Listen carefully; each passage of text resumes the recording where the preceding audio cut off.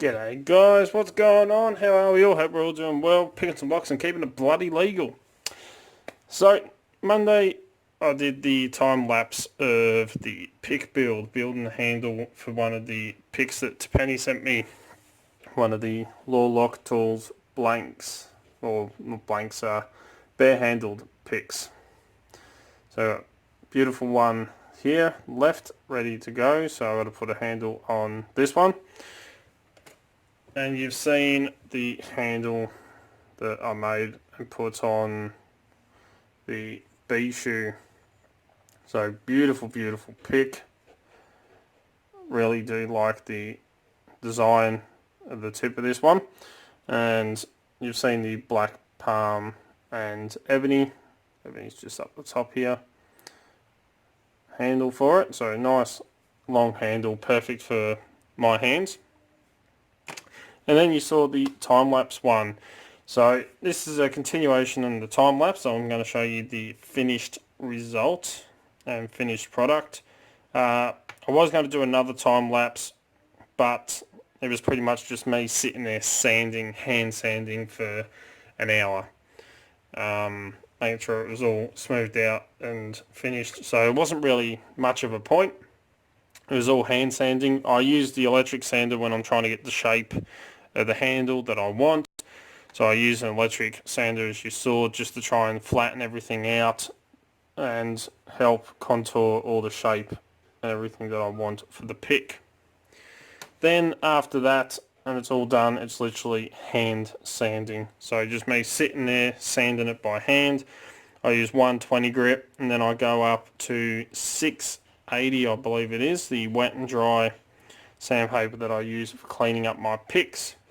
And I use that to round everything off, make sure the handle's all nice and rounded on the top. As you can see, it's got a nice little curve to it, and flatten it all out and smooth it all out. So you get a nice comfortable grip. And this is the final result. So it's the style I've come up with, and I don't know if you can see, the metal of the pick is just starting to, get rid of that here, show through. So the pick metal is just there, so that's as wide, handle is as wide as what the pick is, so you get awesome feedback. It's not quite as long as my other one, but beautiful to hold, sits in there quite nicely. This one is the short hook, and as you can see, it's all been rounded off, come on camera, and smoothed out. So it needs a couple more coats of a special compound that I've been using on my picks on the handles to help make them a lot more durable. And it is a ceramic coating, so it protects the wood from any oils or grease or anything you get on your fingers, especially picking and gutting locks. A lot of locks have gunk in them, get it on your fingers, and it just eats in and discolors the wood over time. And I have tried clear coating with acrylic and varnish and all that, but it just wears down. So I was playing around with some ideas, and we had some stuff that we use on the cars. When we clean the cars and get them all set, we coat them in a special ceramic coating to help protect them. And you can buy this stuff on eBay. It's about $20 to $30, depending on, sometimes cheaper. It depends on who you get it through. But it is a auto ceramics coating, and this is the one that I've been using. So it's a unique of premium resin crystal, helps seal protect for a full 12 months. And as you can see, permanent protection for 12 months, doesn't say that. Scratch resistance, so above 9H, super hydrophobic effect, thermal resistance up to 680 degrees Celsius, so you won't be putting your picks near anything that bloody up, and anti-graffiti. So you can actually look this stuff up on eBay, on YouTube, see guys put it on their car and then they scratch it with a key, wipe it and there's no scratches, they draw in it with permanent texture and wipe straight off. Cleans off a lot easier. And see them, they have half a hood coated in it, the other half's not, and then they pour a bucket of mud over it, and the mud just slicks straight off the ceramic coating. So it is pretty cool. It does come with a little applicator pad, and you can probably make out there's a shine on it. That is some of the crystals from the ceramic coating that's stuck to the pad. That line in the middle just there. But I add a few coats to it, and this is it in a little bottle here. So Auto Ceramics coating, little 30ml bottle, and I've been using this on pick handles, and it works very, very well. As you can see, it gives it a nice shine to it, and adds that extra little layer of protection to help, you know, protect your picks. Before the wood gets all grotty and this wears down, you probably end up breaking your pick tip from overuse before the coating gets affected. This one's had about 4 or 5 coats, probably needs a little bit more. And this one has only had 3. So as you can see, it's got quite a nice shine to it, and it's really going to help seal and protect that wood, because the wood absorbs some of that liquid into it as well. The only thing is it takes 24 hours to cure the ceramic coating, so you can't really touch it for 24 hours, and it works and holds beautifully. So you get awesome feedback through this handle. Just going to grab a random lock here so I can feel everything through this pick.